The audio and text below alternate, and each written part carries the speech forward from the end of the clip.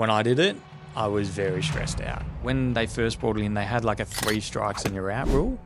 And so if you failed twice, you couldn't be an advisor. Strike 3, you're out. So today I got Neha Sharma. Welcome. Thank you, Phil. So tell us about, how long have you been at Skye and what's your role? I have been at Skye for about 2.5 weeks now, and 3 weeks, and I'm an associate advisor here. Cool. And what were you doing before Skye? So before Skye, I was working for an Indian financial planning firm, which does holistic financial advice. I was a junior financial planner there, if you want to call it that. But I was also my own associate, my own paraplanner, so all Everything. in one, everything in one. Cool. Are there qualifications over there? Yep, they are. So it's a very new, or I would say in its nascent stages, a very young profession in India. It's still developing. You need to be degree qualified. It can be any degree, but then they do have a couple of exams that you need to pass to qualify as an advisor. And you need to have 2 years of work experience as well in this field. Yeah, cool. And what were you doing before that? Before that, I was working in Kenya for a really large insurance company. I was in the actuarial department there. And for anyone who doesn't know what an actuary is, What is an actuary? Because I didn't know what it was before I got into insurance. In fancy words, they do risk management. And if you want it in simple words, they're the guys who price your insurances. Yeah. Yeah. The guys you don't like. Or misprice, depending on what viewpoint you have.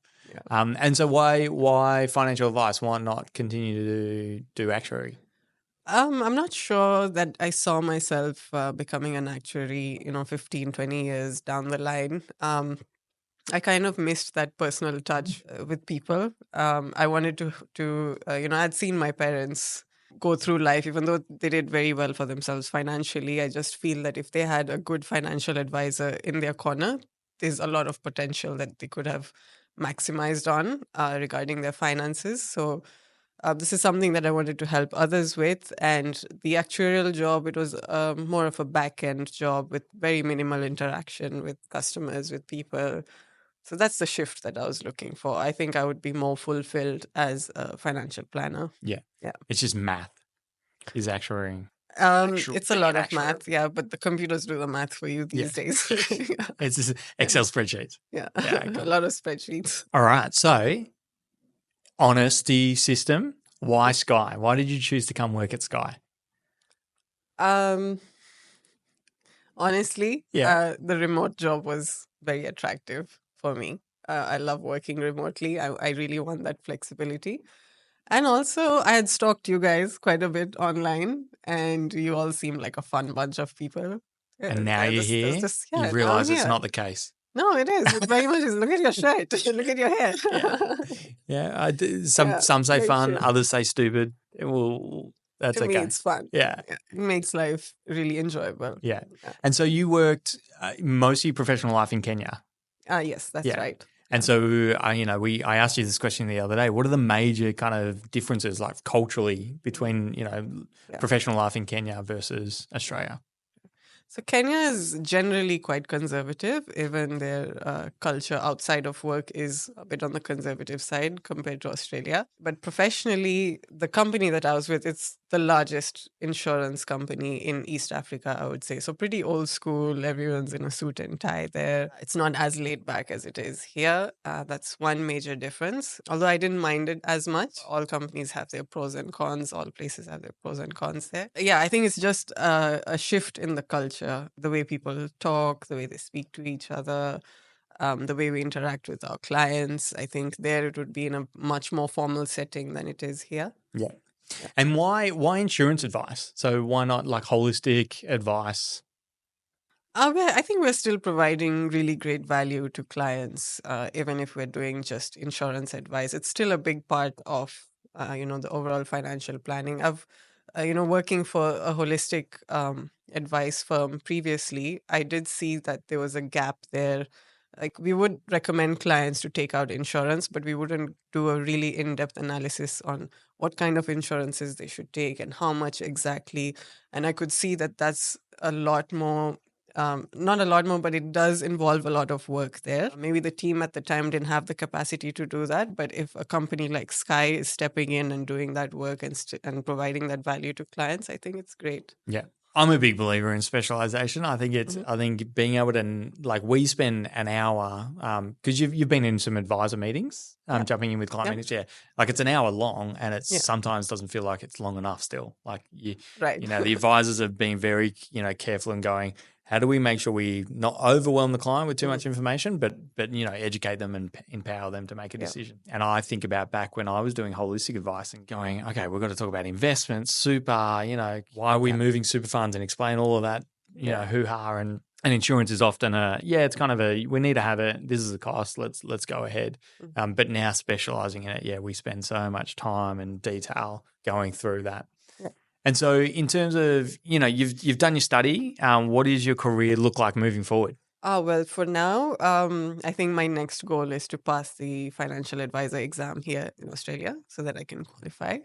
And what is that for anyone who's watching who doesn't know what that is? You have to have done your degree or a graduate diploma or something of the sort in financial planning. Then you need to do your 12 months of the professional year, which is your work experience component of the requirements. And then you need to pass the financial advisor exam as well so that you can now call yourself an advisor. Yeah. So that's new. step. That's every advisor had to do it. We all had to do exams, and it was, when I did it, I was very stressed out. When they first brought it in, they had like a 3 strikes and you're out rule. And so if you failed twice, you couldn't be an advisor.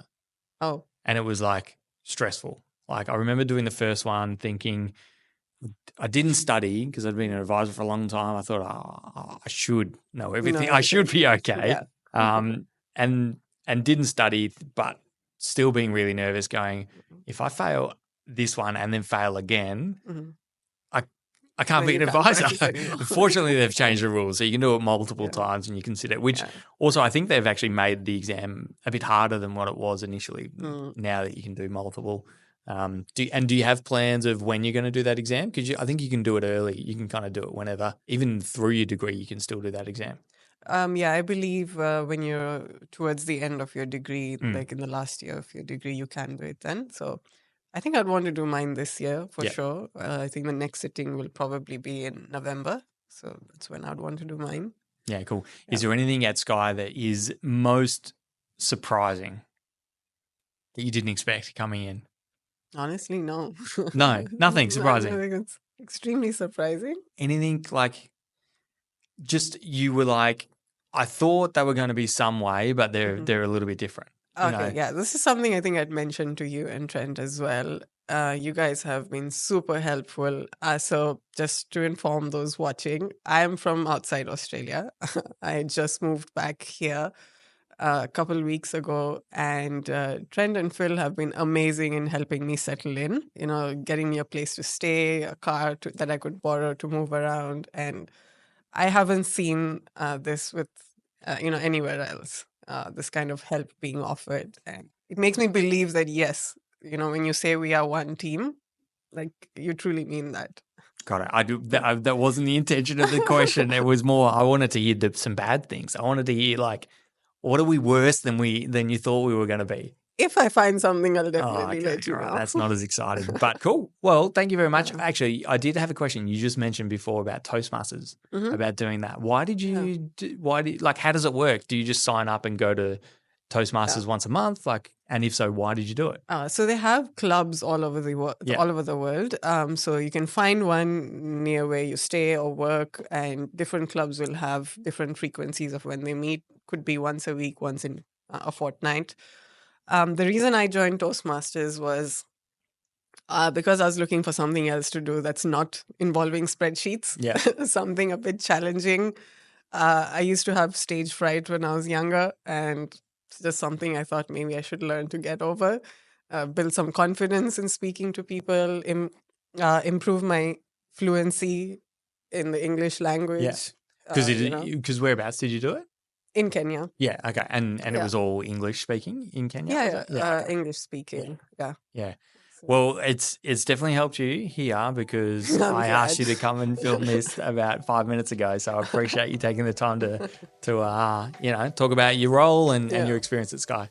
Yeah, thanks, Will. Awesome. This was fun.